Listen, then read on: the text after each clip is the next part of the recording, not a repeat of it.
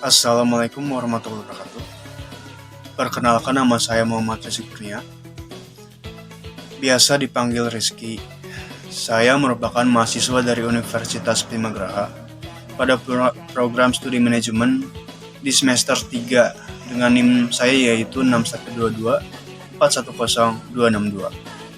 Video ini saya buat untuk memenuhi tugas mata kuliah komunikasi bisnis dengan topik personal self, tentang bagaimana saya melihat diri saya dan bagaimana saya berkomunikasi sebagai individu yang sedang membangun arah hidup. Untuk yang poin pertama yaitu siapa sih saya? Saya bukan tipe orang yang banyak bicara. Saya lebih sering mengamati, mendengar, dan berpikir sebelum berbicara. Bagi saya, bicara bukan tentang seberapa banyak kata yang keluar, tapi tentang apakah kata itu perlu disampaikan atau tidak. Dalam banyak situasi, saya memilih diam, bukan karena tidak punya pendapat, tetapi karena saya percaya bahwa waktu yang tepat jauh lebih penting daripada respon yang cepat. Dan yang selanjutnya yaitu, seperti apa sih cara saya memandang diri saya sendiri? Saya melihat hidup sebagai sistem. Ada input, ada proses, dan ada output. Jika hasilnya tidak sesuai, yang saya perbaiki bukan emosinya, tetapi prosesnya. Saya terbiasa mengevaluasi diri secara internal tanpa banyak validasi dari luar. Bukan karena saya merasa paling benar, tetapi karena saya sadar bahwa tanggung jawab terbesar atas hidup saya itu ada pada diri saya sendiri. Dan yang selanjutnya yaitu, apa sih nilai yang saya pegang?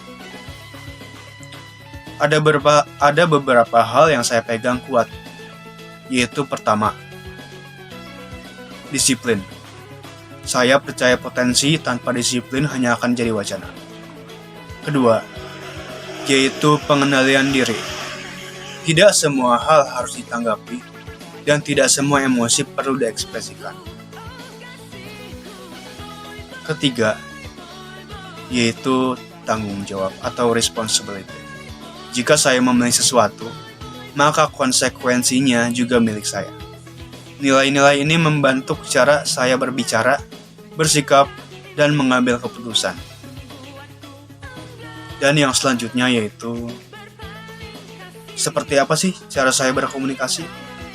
Nah, dalam komunikasi, saya cenderung langsung ke inti. Saya tidak terlalu suka berbicara panjang tanpa arah yang jelas atau basa-basi. Dalam diskusi atau kerja tim, saya lebih nyaman menjadi orang yang menyusun kerangka, menimbang resiko, dan menjaga agar tujuan tetap di jalurnya. Saya belajar bahwa komunikasi yang baik bukan tentang siapa yang paling dominan, tetapi siapa yang paling bertanggung jawab terhadap hasil.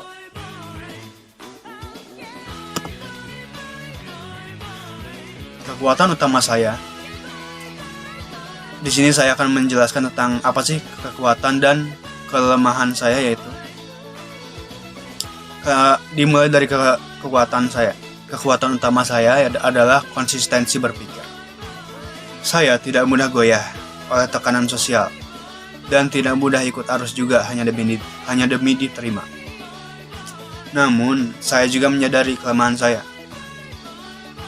Terkadang saya terlalu menahan diri, terlalu banyak menganalisis hingga menunda untuk mengeksekusi. Itu kelemahan saya.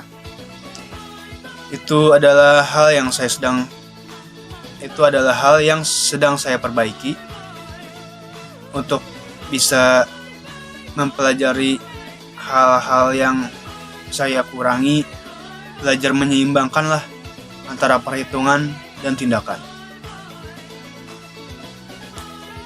Dan yang selanjutnya yaitu, apa sih masa lalu saya itu dan gimana sih prosesnya? Saya tidak menganggap masa lalu sebagai beban, melainkan sebagai data. Setiap kesalahan memberi informasi, setiap kegagalan memberi pola. Bagi saya,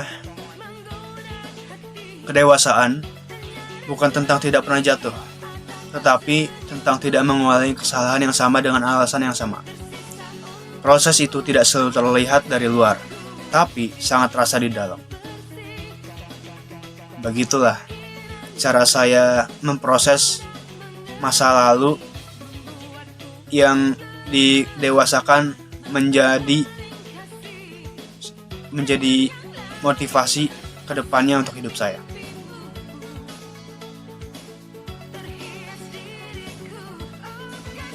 Dan selanjutnya yaitu arah hidup saya ke depannya itu kayak gimana? Ke depannya, saya ingin menjadi pribadi yang stabil secara mental, rasional dalam mengambil keputusan, dan mampu berdiri tegak tanpa harus menjatuhkan orang lain. Itu niat saya. Saya ingin dikenal bukan karena suara saya yang keras, tetapi karena kehadiran saya yang memberi rasa aman dan kejelasan. Dalam konteks manajemen dan bisnis, saya ingin membangun kemampuan berpikir strategis, komunikasi yang terukur, dan kepemimpinan yang tidak reaktif. Dan untuk tahap akhirnya, tahap refleksi, ya, untuk bagian selanjutnya yaitu saya percaya bahwa setiap orang punya dua pilihan, menjadi reaktif terhadap keadaan atau menjadi arsitek dari hidupnya sendiri. Saya memilih opsi kedua, bukan karena merasa sempurna, tetapi karena saya ingin hidup hanya sebagai penonton. Tetapi karena saya tidak ingin hidup sebagai penonton, hanya sebagai penonton dari keputusan orang lain. Pada akhirnya, saya tidak sedang berlomba dengan siapapun. Saya hanya berusaha menjadi versi diri saya yang lebih terkendali, lebih sadar, dan lebih bertanggung jawab dibandingkan hari kemarin. Untuk itu, sebagai penutup, terima kasih atas perhatian Bapak dosen dan teman semua atau teman-teman serta rekan-rekan semua yang telah meluangkan waktu untuk mendengarkan dan menonton video personal self saya. Untuk itu, sekian dari saya. Wassalamualaikum warahmatullahi wabarakatuh.